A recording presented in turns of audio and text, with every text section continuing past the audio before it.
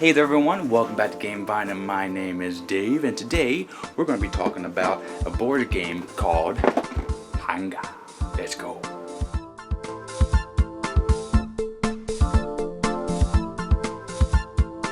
So as a disclaimer, this is a review copy from Haba. Thank you so much for your support, Haba. I really do appreciate it, and you sent me this copy about a year ago, so I appreciate your patience with me. There was an extended period of time where I couldn't edit, and I ran into some hard financial times. I took a break, but now I'm back, and I'm ready to review your game, and I hope you continue to support the channel further. But without further ado, let's go ahead and tell you what this game is about. Honga is essentially you're trying to gather materials in order to get victory points to win the game, but all the while you're petting this saber-tooth tiger or doing something to keep him occupied so he doesn't come to your cave and eat all your food. His name is Honga. So without further ado, let me show you what comes in this fantastic produced game in this box, and I'll give you my opinion, and we'll show you how to play too while we're doing all that. Let's go.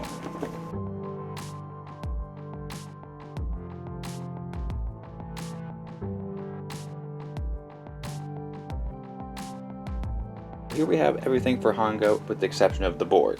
Now, first we're going to go over, look at the pretty kitty, the saber-tooth tiger, Honga himself, and he has teeth. I just wanted to do that lame joke. These are some of the great, fantastic components. Meeples, Haba never does a bad job when it comes to executing wooden meeples.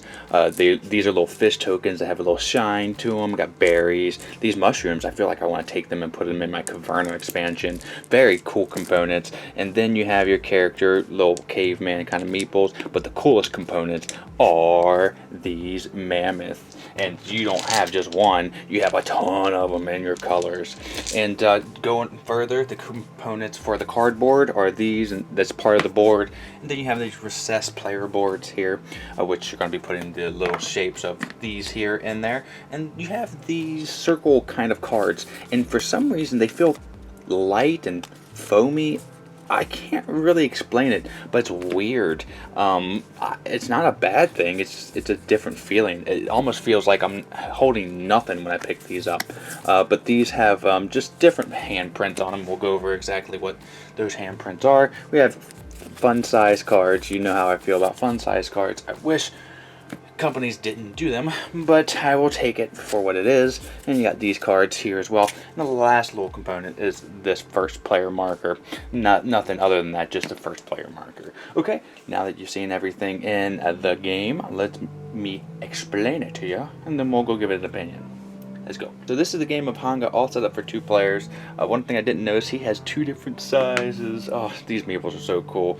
And they are saving on a lot of meeples because when you start the game, you want to give everybody one of this, the fish, the berry, the mushroom, and the water, and they're going to put it in their recessed player board there. I would like it if there was a whole bunch of meeples I could just acquire, but you know, I'm not upset at all. This is a very smart idea to conserve with space and for price. So you'll do that, and then you'll put 3 cards from this deck straight up here, and everyone will take one of these circle cards, and you're ready to play.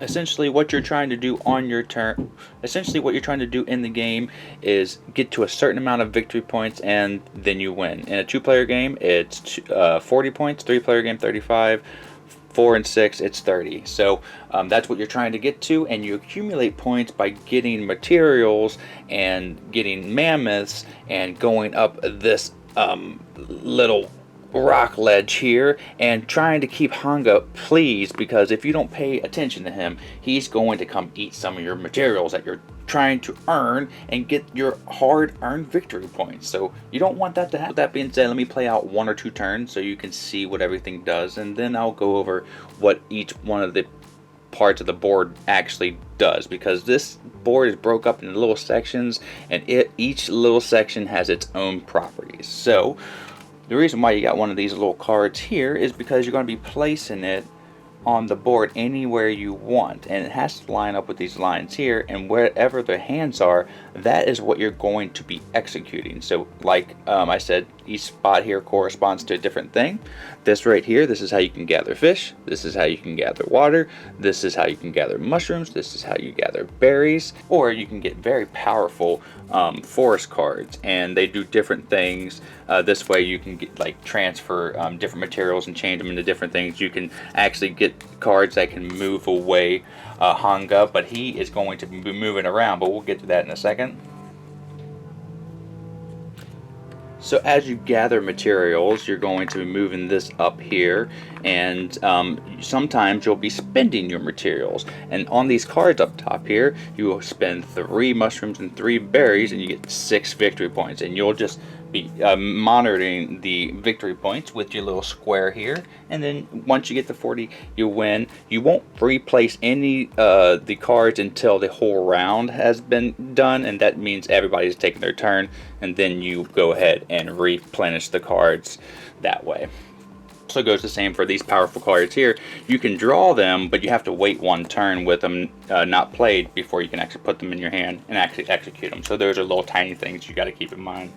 And these hands correspond to how many times you'll be doing this. So if I place it like this, you'll get 3 waters. If I place it like this, up here, I'll get 1 berry, and I'll get to move up this platform here 3 times. And right here, as you're moving up this here, if there's somebody on the 1 and you advance all the way to 5, you'll get 5 victory points right away. And whoever is on the corresponding points ledge, they'll get that many points, and then everybody will reset. You'll keep doing it. So that's why you can continue to get victory points. But that's what these hands do.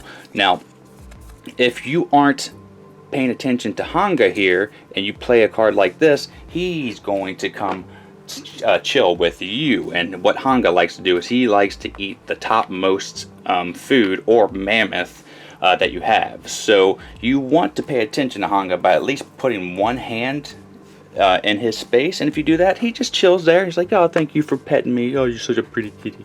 Or if you don't, he comes and he eats 1 of your fish, or if you don't have fish, he eats 1 of your berries, so forth and so on. And you can get a mammoth and he'll eat that, but we'll talk about mammoths in a second. And Honga will stay with you until somebody else doesn't pay attention to him. And even if it gets back around to your turn and you play a hand, Honga stays with you until somebody actually ignores him, and they'll go from person to the actual person who ignored him. Now, there are different variants, like with the cards, that might make Honga go away, but for the most part, you want to try to keep Honga away from you, so always pet him. Pet the pretty kitty. You can place cards over other cards that have been placed there, and if you run out of circle cards of any kind, you take the discarded ones on the bottom and just reshuffle. So that's another thing that I wanted to add. Alright, so now let's talk about the mammoth spot here. So if you place hands down here, you get to spend as many fish, berry, and mushroom, 1 apiece, to get 1 mammoth put into the herd space. Now this time I can do it 3 times. Now you don't have to do the action all 3 times, but if you want, you can. And I can spend 3 berries, fish, and mushrooms to put 3 herd here. Now if I have the majority of mammoths here, I get this tooth, which means I can start drawing these cards, which are more powerful. Instead of having 4 hands, they have 5, so you'll be doing a little bit more if you are the mammoth king.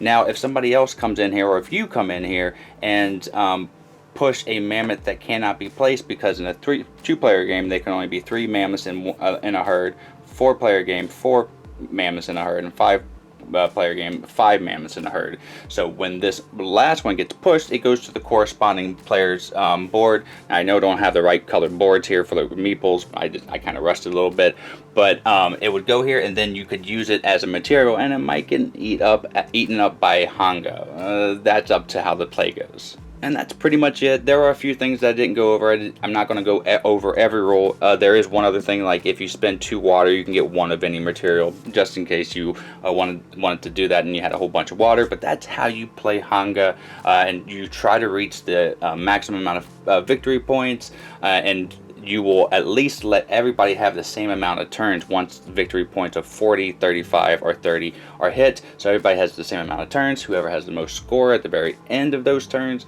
wins the game and is the best Honga player. But I think the person who wins is the one who gets to pet the pretty kitty. Now let's go and give this game a grade and tell you what I think. Let's go.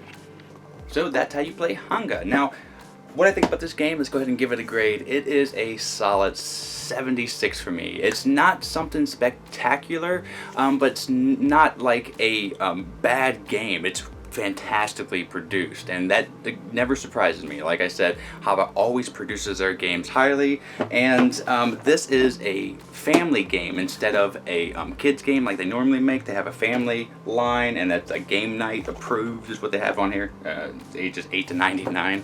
But that's what this is. It's one of those, and a lot of those games I've liked, like Adventureland, and this one I like too. I still like it, but it's one of those games where it's visually appealing and I want to play it when I see it, but then I'm going to put it on a shelf for about 6 months, maybe to a year, and I'll only play this game maybe once or twice. This isn't something I'm going to bring to a game night. Like, I'm bringing Honga, everybody. Maybe I'll do that once a year, but we're not going to focus a whole game night around playing this game.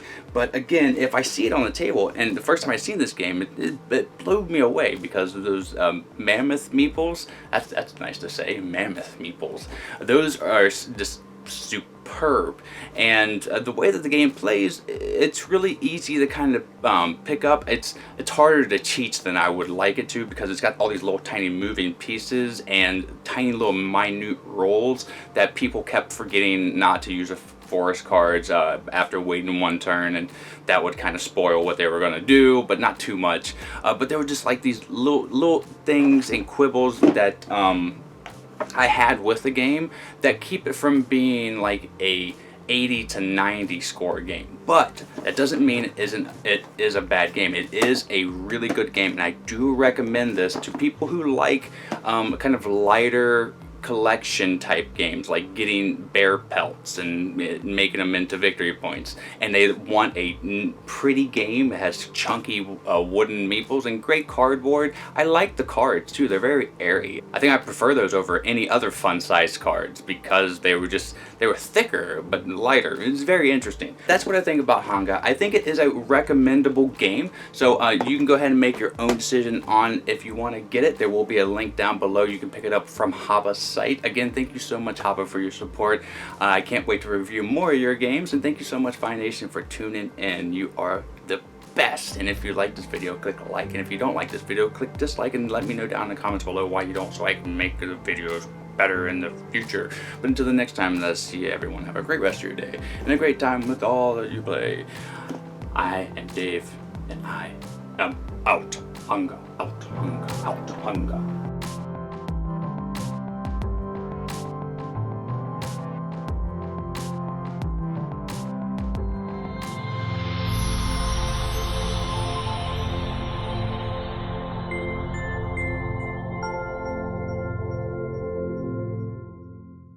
Miko, it's time to go. Good girl, Miko.